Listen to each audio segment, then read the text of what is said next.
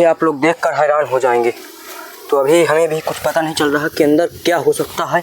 बहुत ही खतरनाक सुरंग है जो देखने में आप लोग को आ रही होगी, और अंदर मिट्टी भी पूरी तरह से खींची गई है, मतलब कि कोई जानवर अंदर ही पूरा बनाया हुआ है ऐसे।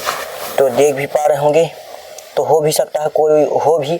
तो जल्दी ही निकलते हैं यहाँ से, क्योंकि बहुत ही खतरनाक गुफा दिख रही है। तो चलते हैं अभी। और आवाज़ भी आ रही है जो आप लोग को समझ में आ रहा होगा, हल्की ही आवाज़ है, लेकिन जैसे किसी की दहाड़ने या कुछ ऐसी आवाज़ आ रही है। तो अभी हम यहाँ से निकलते हैं क्योंकि खतरा है यहाँ पर, और जल्दी ही यहाँ से निकल चलते हैं। कहो कमन सीधे लोक रिझाए, लोक में रह के अगल बगल में उनको खुश करने से तो हम तो कुछ मिलने वाला है नहीं। जी महाराज, हमारा तो मिलने वाला है राम जी से। जी। तो राम जी तो ऐसे ही अकेले भीड़ भड़का में तो मिलते नहीं है। जी। अब भीड़ भड़का में तो समय बर्बाद होगा जी, सब, भजन तो होगा नहीं। अब फिर वही हाल है, इसलिए अपना दुर्गम में आ गए, कोई आता ही जाता नहीं। जैसे तो दोस्तों आप लोग देख पा रहे हैं किस तरह का ये रास्ता है जहां आज हम लोग जा रहे हैं, और कुछ रास्ता मिल नहीं पा रहा क्योंकि यहाँ से इतना ज़्यादा गड़बड़ था रास्ता। अब देखते हैं निकल पा रहे हैं नहीं। तो आप लोग लगातार वीडियो में बने रहिएगा, आगे का हम रास्ता दिखाएंगे और सत्संग भी दिखाएंगे।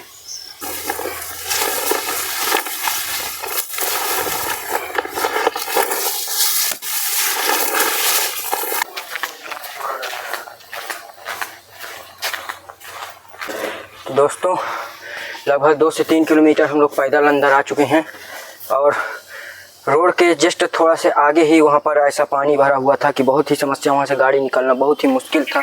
इसलिए ही रामदास महाराज जी की तरफ जो भी कुटियाँ बनी हैं, 2-3 कुटियाँ हैं, तो वीडियो नहीं आता है, कोई भी चैनल वाला वीडियो नहीं डालता है, यही समस्या है। तो आज हम लोग अब जाएंगे और उनका सत्संग लेंगे, और उन्हें देख पा रहे हैं कि अभी इधर का रास्ता पूरा क्लियर है, ठीक है, मतलब बाइक से जाने लायक है, लेकिन उधर बहुत खतरनाक था और बुरी तरह से थक भी चुके हैं हम लोग, लेकिन फिर भी अभी चल रहे हैं किसी तरह से। तो अभी जब तक महाराज जी तक नहीं पहुंच जाते तब तक बहुत ही कठिन ही रास्ता है। अब फिर चलते हैं और आपको दर्शन कराते हैं।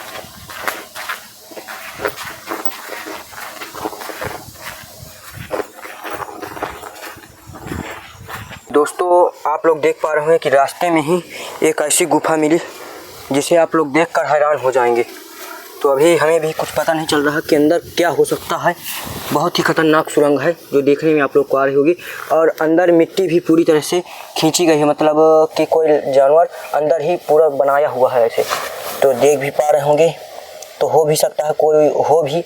तो जल्दी ही निकलते हैं यहाँ से, क्योंकि बहुत ही खतरनाक गुफा दिख रही है।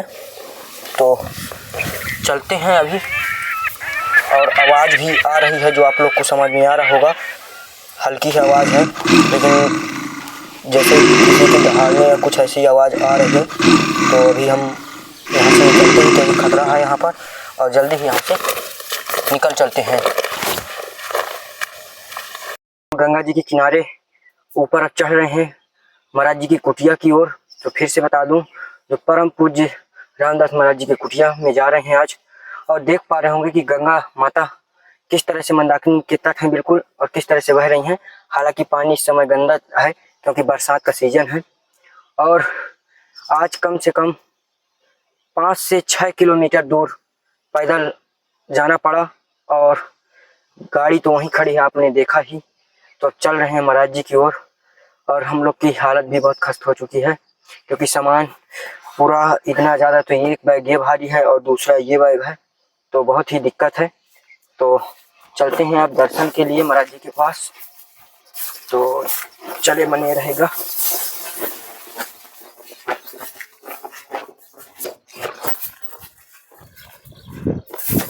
महाराज जी आप इस तरह के जंगल में जैसे यहाँ तपस्या कर रहे हैं, महाराज जी आपका आने का संत जीवन में कारण क्या हुआ? नहीं, हम अब ये बात बताऊं तो हमारी सारा पोल पट्टी खुल जाएगी, इसलिए मैं ये सब बताता नहीं। हमको कुछ एडवर्टाइज करने वाली बात तो है नहीं। जो हम सुनता हूँ कई साधुओं को, जी महाराज। मैं त्रिकालदर्शी हूँ, ये हूँ वो। नहीं महाराज जी, मतलब यहाँ जैसे सभी लोग कोई महल बना के वहाँ रह रहा है रोड के किनारे, कोई कहीं, लेकिन आपके यहाँ रास्ता आने की तक की जगह नहीं है। हाँ, रास्ता नहीं है तो हाँ, वो जो जब करने वाला होगा वैसे ही दुर्गम जगह पे बैठेगा। 2-3 किलोमीटर पिछले ही हम गाड़ी वहीं खड़ी करके आ गए और यहाँ तक तब आना हुआ पैदल। हाँ, तो वो कहो कमन सीधे लोक रिझाए, लोक में रह के अगल बगल में उनको खुश करने से तो हम तो कुछ मिलने वाला है नहीं। जी महाराज। हमारा तो मिलने वाला है राम जी से। जी। तो राम जी तो ऐसे ही अकेले भीड़ भड़का में तो मिलते नहीं है, और भीड़ भड़का में तो समय बर्बाद होगा जी, सब भजन तो होगा नहीं। अब फिर वही हाल है, इसलिए अपना दुर्गम में आ गए, कोई आता ही जाता नहीं। जैसे इतना ज्यादा मतलब आपके भक्त ही हैं, ऐसा कुछ नहीं है, लेकिन फिर भी आपकी कुटिया भी वैसे ही जैसे अन्य संतों की है, उनसे भी खराब स्थिति में। कुटिया तो कल चाहूँ तो कल बन जाएगी। बिल्कुल महाराज जी, वो इसलिए पूछा कि मतलब उसी तरह। पर हमको इसमें जो मिला तो हमको तो इसी में मिला ना। जी महाराज जी। वो बड़े वाले में तो मिला नहीं जी। तो हमको कागभूषुंडी जी गरुण जी पूछ रहे हैं कि आप कौवा शरीर कैसे पा गए जी, तो आपने बैकग्राउंड बताए हैं। ताते मही अतिशय प्रिय स्वामी भूषुंडी जी बोल रहे हैं जी, बहुत बड़ा प्रिय है। क्यों? राम भगति ऊर्जा, ये शरीर राम भगति ऊर्जा में, ये शरीर में राम जी की भक्ति जम गई जी महाराज। इसलिए कौवा से वो जब चाहे तब आदमी बन जाएंगे जी, वो नहीं बनते हैं। क्यों? कौवा शरीर में भक्ति मिली उनको जी।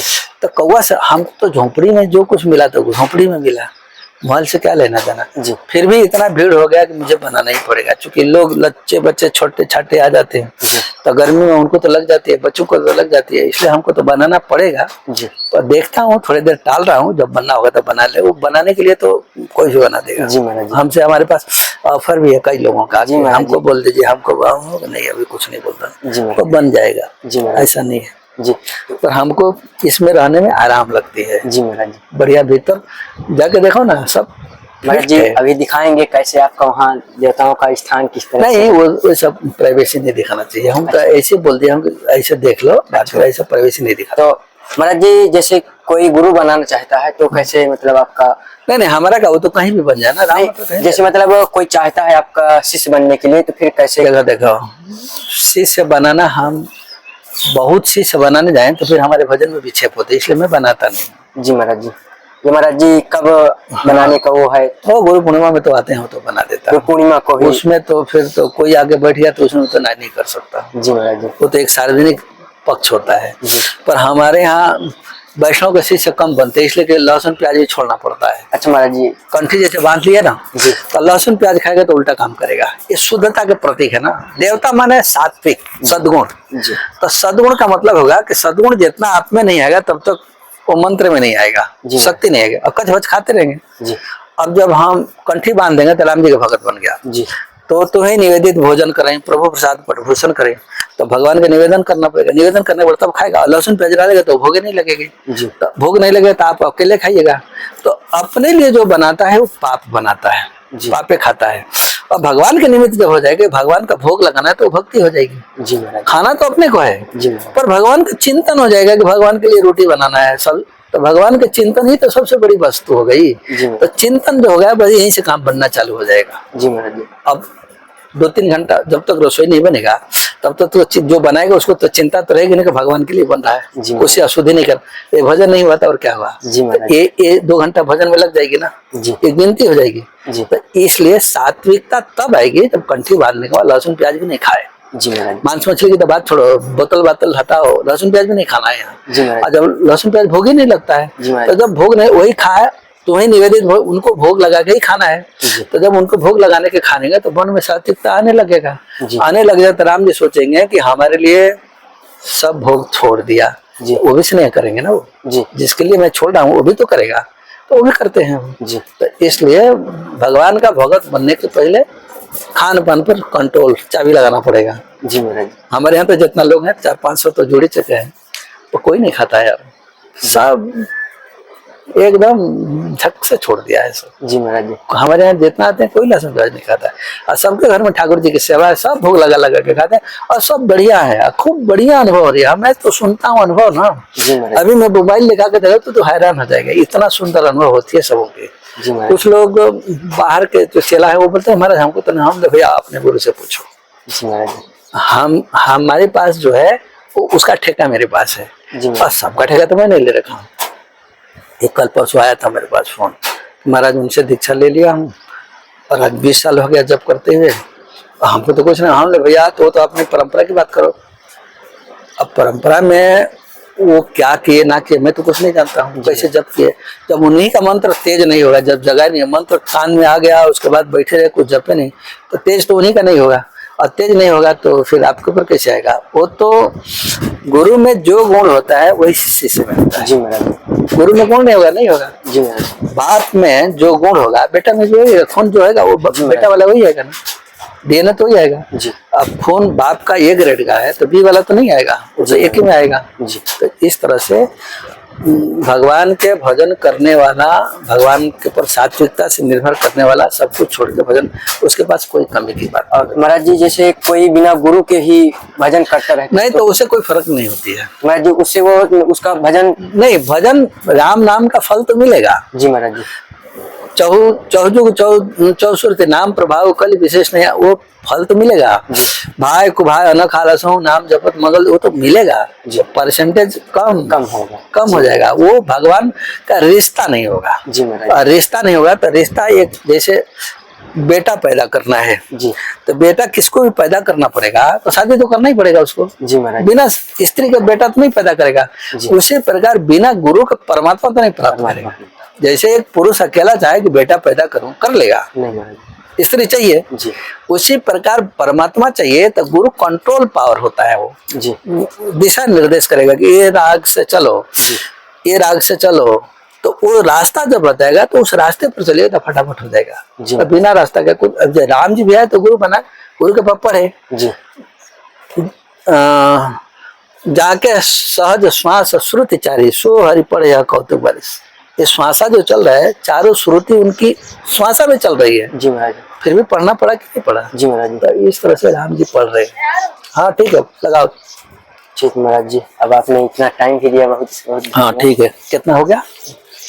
और ये बता दूं कि महाराज जी का थोड़ा सा तबीयत दिखा थी, फिर भी महाराज जी ने इतना टाइम दिया, तो थोड़ा पूरा 1 घंटा हो गया। जी महाराज जी, आशीर्वाद। 11